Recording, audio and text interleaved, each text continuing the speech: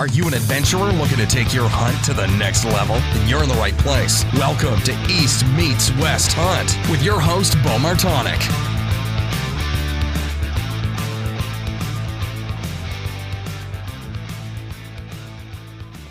Hey everyone, welcome back to another episode of Mountain Buck Monday, an episode of the East Meets West Hunt podcast presented by Spartan Forge. On today's episode, I'm going to share a Mountain Buck Monday story from listener Pat Lawrence, and then dive into a short segment on the 5 keys to pulling off all-day sits during the rut. The rut can be a grind and really tough to stick out day after day. So I hope some of these tips that I consider important will help you stay in the tree long enough to arrow that big woods buck that you're after. The podcast is brought to you by Spartan Forge and the Spartan Forge app that utilizes years of military background and machine learning to pull from millions of data points to accurately predict deer movement. The new app includes GPS mapping with incredible aerial imagery, offline dependability, deer prediction, weather updates, journal entries, and much more. The app just released, so it's now available in the App Store.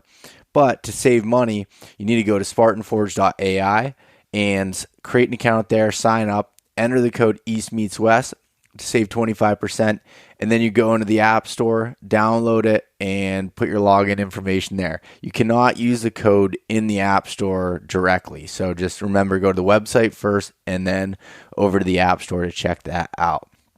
Tethered is a company founded on the principles of educating the hunting community on saddle hunting while creating the most innovative, lightweight, safe products for saddle hunting. They have mobile gear options for all types of hunters and continue to push the envelope. Right now, they're doing the 12 days of Rutmas, and they're giving away a ton of gear from other companies as well as their own, and you can find that over on their social media pages, specifically Instagram, where I saw it there, and you can get entered to win a bunch of cool gear. So if you want to learn more about tethered and saddle hunting, head over to tetherednation.com. Maven is building the highest quality optics at half the price of their competitors through their direct-to-consumer business model. They want to create the best optics for the job, period. Their products are backed with a lifetime no-fault warranty and incredible customer experience. I'm currently using the B3 8x30 binos in all of my whitetail hunts. Super lightweight, and you feel like they're not even there, and they do really well in low light. You can use the coupon code eastmeetswest-gift for a free gift with any full-price optics order at mavenbuilt.com. GoWild is a free social community built by hunters for hunters. Join me on GoWild today, and you'll get $10 to spend on gear just for setting up your account. You'll keep unlocking GoWild rewards, and you can now see my complete gear setups underneath my profile, which is just under my name, Beau Martonik. And use the code eastmeetswest to save 10% off of all hunting gear on the website, including tethered saddle products. So go over to GoWild and check that out. This week's Mountain Buck Monday story comes from Pat Lawrence and is from the early archery season in 2020. Pat said that I sat for 13 hours on Pennsylvania public land before seeing this buck. I grunted and snort-wheezed him into 25 yards that resulted in a double lung shot, and he piled up within 75 yards. I'm more than pleased to harvest this buck as it was my very first archery buck. By far the most wild and exciting hunting experience that I've ever had. And so Pat's buck, you can see the picture over on the East Meets West Hunt Instagram and East Meets West Outdoors Facebook page. And it's a really cool deer, mainframe 8 with look like split brows coming off it, and definitely incredible first buck and just an incredible Pennsylvania mountain buck in general. So go over and check that out, and feel free to send your stories in. Send them over to Beau at eastmeetswesthunt.com. All right, so the topic of today's episode is hunting the whitetail rut and pulling off all-day sits. The whitetail rut is, in short, a fucking grind. It's a time of year we look forward to that's just full of lows with a little bit of highs that are sprinkled in. During the rut, really, anything can happen at any time, and that makes it kind of difficult, especially when you have a lot of slow days, trying to keep your mind in the game that you just need to stick it out, because you can't really rely on, say, trail camera photos and a lot of other things because it can turn on quick and it can turn off just as quick in that specific area. You need that hot doe to be in the area or come through, and bucks checking those doe bedding areas. And it was a few years ago. I was hunting in Pennsylvania here during the rut, and I'd spent over a week in the tree waiting for an opportunity. And on November 8th, it was right around noon, which is actually today here, November 8th, I did a grunting and bleeding calling sequence. And within a minute, I had heard some thrashing across the creek, and I could see the legs of the deer beneath a row of hemlocks. And eventually I noticed that there was a flash of antlers going up and down, just raking one of these scrub trees. The buck ended up breaking the tree in half and started moving towards the opening in front of me. And I had ranged where the grass hit the side of the hill there in that creek bottom, and I remember it being 37 yards. So as soon as he stepped out, and I could just see the hair on his neck, just standing up, just ready, looking for a fight. So I drew my bow as he was just steps away from that opening, and I bleeded, stopping him for a great quartering away shot. I was shooting and still am. That's the Spot Hog Fast Eddie XL sight, the double pin. And the way my bow was set up at the time, my top pin was set at 25 yards, and the other one came out around 37, 38 yards. So it was perfect to put that second pin or that second dot on that single pin on him there with a quartering away shot. Was able to shoot him, and he bolted into the creek bottom thicket and crashed inside of 80 yards. I just kind of hung up my bow and sat down with a blank stare on my face. You know, if I would have been back at the truck eating my lunch, I would have missed that opportunity. It was literally right at noon. It takes a lot of discipline to pull off all day sits, but I think the rewards can be tremendous. So here are the 5 main things kind of put together of, you know, how to get through an all-day sit easily. So this came from an article I had written for Free Range American. You can find it over on their website now. But I figured in the podcast here, I'd dive into each of these things a little bit deeper. So first thing is, you know, sitting in a tree all day can be really boring and tough. And to stay alert, I really rely a lot on caffeine. So I always have either an 18 or 36 ounce Yeti Rambler bottle that I fill up with some good coffee. And I like some of both the medium and the dark roast from Black Rifle Coffee. So I'll put those in there, I'll make it, and it'll stay warm in that Yeti bottle all day. So coffee does a few crucial things. So it keeps your mind in the game and focused, you know, when you're tired, because opportunities are far and few in between, and it's important to be really on your A game and present during those long days. And in addition to that, just the heat from the coffee will raise your core body temperature on those cold and frosty mornings. Every sip gives you a little bit of a boost that you need and gets your body creating heat that will be trapped in by your layering system.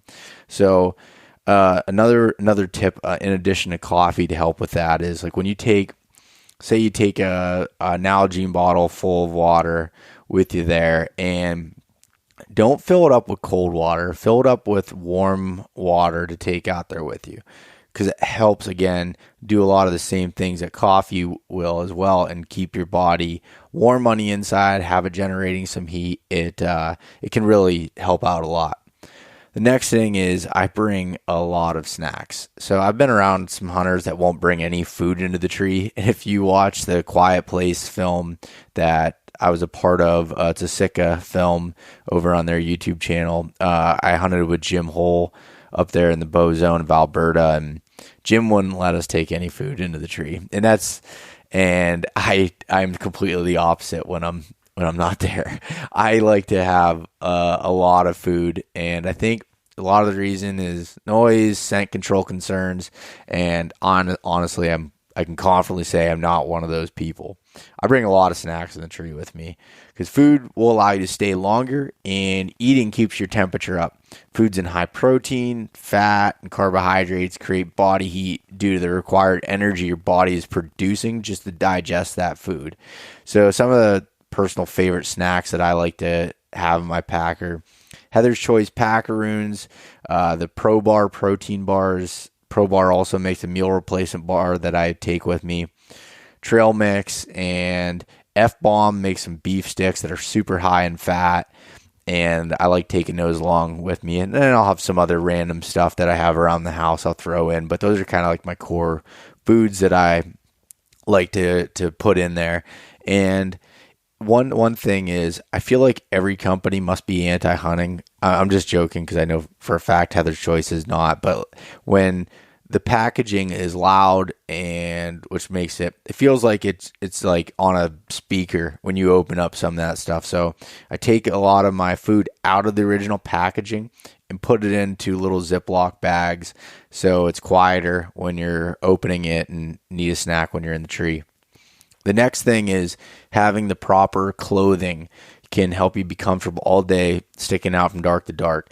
And it doesn't even matter as much as specific brands. It's obvious that I've wore Sitka gear for the last I think 8 years, and I'm a big believer in it. But honestly, just being able to pay attention to the principles of clothing layering system. So you want either a synthetic or merino wool base layer, an active insulating layer that you can wear as you're walking in, and then an outer windproof insulating shell at a minimum.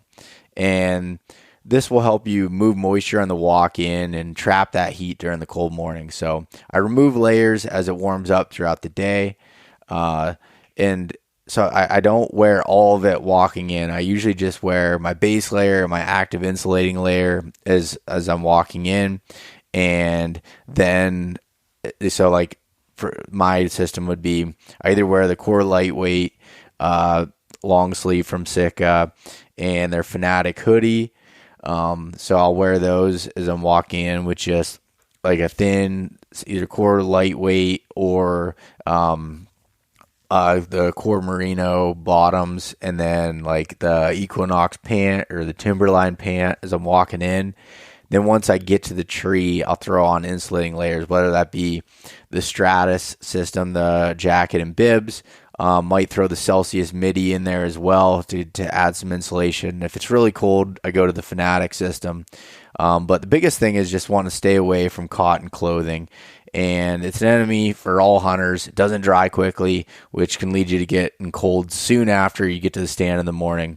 So the specific layers you wear will depend on the temperature range, but you always find me wearing something that's windproof. The wind will cool your body's core temperature down and leave you shivering in just about no time.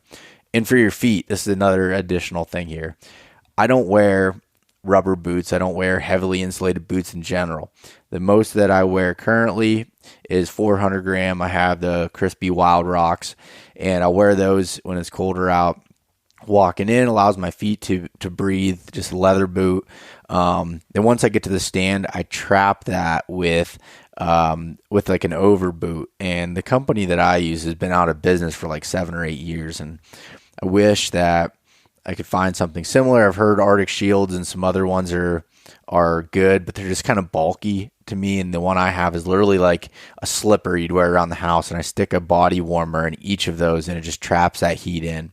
Another thing to note is I've been messing around and trying with putting an insulation pad on top of my platform. So like a butt pad that you use for glassing pad that you use for out west, like just a foldable little foam piece. Been mounting that on the top of the platform, giving you insulation from the metal platform. That'll keep you a lot warmer than not, because that's a quick way to lose heat. And then the last thing is just making yourself comfortable. So along with getting cold, being plain uncomfortable sends more hunters back to the truck early than anything else. If you're hunting from a tree, make sure that you have comfortable tree stand, or a tree saddle is also something you could strongly consider. So when I'm evaluating, if I was looking at tree stands, the most important thing is the seat and also the stand itself. If you have a thin seat pad, it will not only make your ass sore after a while, but it will cause you to get cold faster due to the lack of insulation that's between your body and that cold metal stand. If you're hunting from a tree saddle, having comfort adjustments on the saddle, like the ones on my tethered Phantom saddle, will reduce hip pinch and allow you to change position depending on the tree. In addition, I wear knee pads or having a cushion around the tree that will give your knees relief when you're resting them against the bark. And also, I use the recliner from Tethered. I think that makes a huge deal, which gives you like some upper back or lower back support depending on how you move it. That really helps when you're sitting for a long period of time. But whether you're using a tree stand or a saddle, shifting positions from sitting to standing to leaning throughout the day will shift the pressure points long enough to get you through that long sit without any major discomforts. And I guess I did have one more that I forgot here, was just staying off your phone.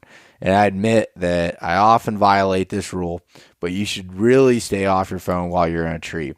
Yes, it can help you pass the time, but it can just as easily cause you to miss a hard-earned opportunity. And I think most of us can remember a time when you're caught off guard by a deer when you're scrolling through your phone. But if you're putting in the time to sit all day, don't create more reasons for things to go wrong. In addition, boredom is good for you. As Michael Easter, who I've had on the podcast and wrote the book, The Comfort Crisis, which is, I think, my favorite book I've ever read, being bored will allow your mind to wander and not constantly be consumed by media. We go into the woods to escape from the everyday hustle and bustle, so try to stay off your phone and just enjoy that science. So the rut, really, it's a magical time of the year. And if you put your time in and capitalize on those opportunities that are presented to you, it can be just an awesome time. So if everyone's out there still grinding, I wish you luck and hope that your dreams come true and you're able to arrow that big woods mountain buck. Have a good week. Thanks so much for listening to this episode of East Meets West Hunt with your host, Beau Martonik. For more great content and to stay up to date, visit eastmeetswesthunt.com, Facebook at East Meets West Outdoors, and Instagram at East Meets West Hunt. If you enjoyed today's episode, please review and subscribe, and we'll catch you next time.